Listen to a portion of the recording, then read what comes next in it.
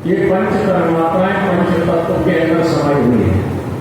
पृथ्वी के अंदर पांचों तन्मात्राएं हैं, अग्नि में उससे कम है, जल में उससे कम है, अग्नि में उससे कम है, वायु में उससे कम है और आकाश में उससे कम है। उसको आप जो है देखो, पृथ्वी के अंदर पांचों तन्मात्रा है, शब्द भी है, ऐसे हाथ मारो आवाज आती है, स्पर्श है छू सकते हो, रूप है दिखाई देती है, रस है उसके अंदर सब औषधियां अन्न उत्पन्न होता है और पहली बार जब पानी गिरता है तो मिट्टी में से खुशबू आती है, मिट्टी में गंध भी है। तो पृथ्वी के अंदर पांचों तन्मात्रा है।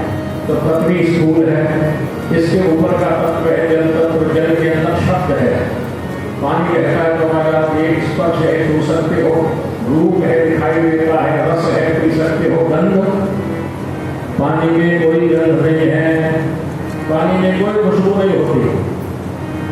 जल तत्व में एक तन्मात्रा छोड़ दी, पृथ्वी इधर से उधर नहीं जा सकती, लेकिन पानी इधर से उधर बह सकता है।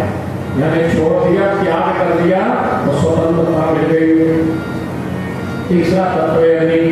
अग्नि में शब्द है, जब अग्नि बहुत तेज जलती है तो उसमें आवाज आती है, लो जल्दी द्वारा शब्द है, स्पर्श है छू सकते हो, रूप है दिखाई देती है, रस नहीं। अग्नि की ज्वाला में कोई स्वाद नहीं है, जीभ लगा करके देखने की कोशिश मत करना पड़ेगा।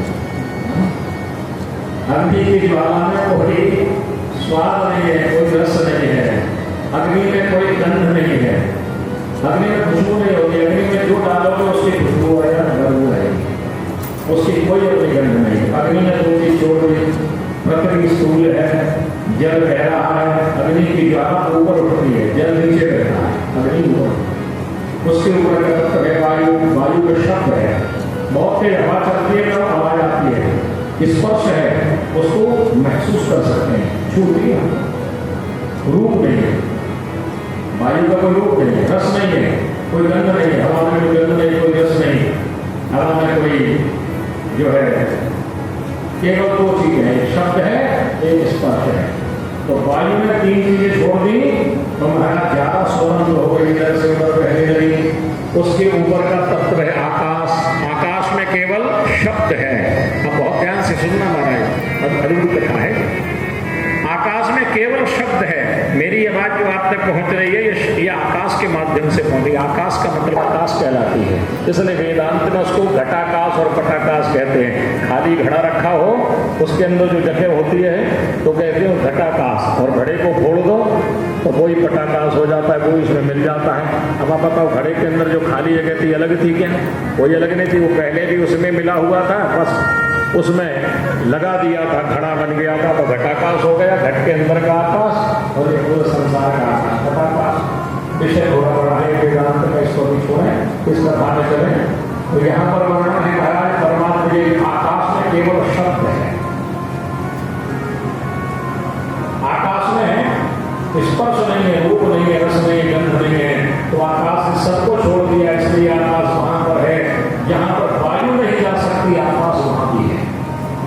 आप देखेंगे कई ऐसी जगह जहां पर ऑक्सीजन नहीं है, लेकिन ऊपर आकाश वहां भी, खाली जगह वहां भी। तो आकाश सर्वव्यापक है, केवल उसमें एक ही चीज है, केवल शब्द। केवल शब्द, उसने चार चीजें छोड़ दी। सीधा सा अर्थ है कि जो जितना छोड़ता जाएगा, जो जितना त्याग करता जाएगा, व्यापक और शक्तिशाली होता जाएगा। ये जितने तत्व हैं, ये तत्व जितना छोड़ते गए उतने ज्यादा व्यापक और शक्तिशाली हो गए। और भगवान शंकर क्या है महाराज?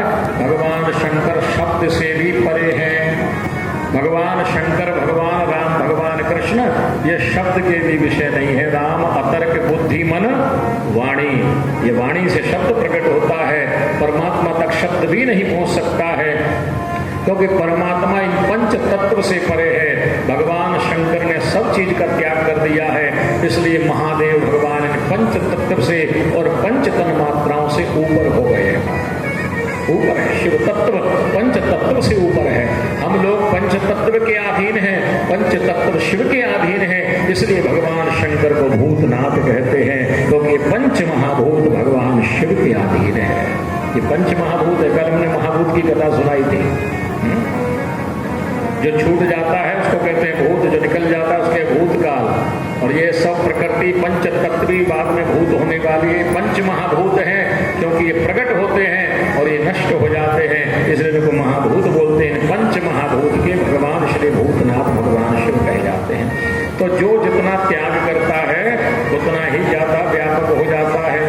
भगवान कहते हैं जो इस तत्व को समझ लेता है वो मेरे सच्चिदानंद रूप को समझ लेता है। मेरा जो रूप है वो सत्य है, मेरा जो रूप है वो चैतन्य है, मेरा जो स्वरूप है वो आनंद रूप है। इसी को श्रीमद् भागवत में सच्चिदानंद रूपाय कहा गया है, इसी को शिवजी पुराण में सच्चिदानंद रूप कहा गया है, और इसी को रामायण में राम सच्चिदानंद दिनेशा कहा गया है।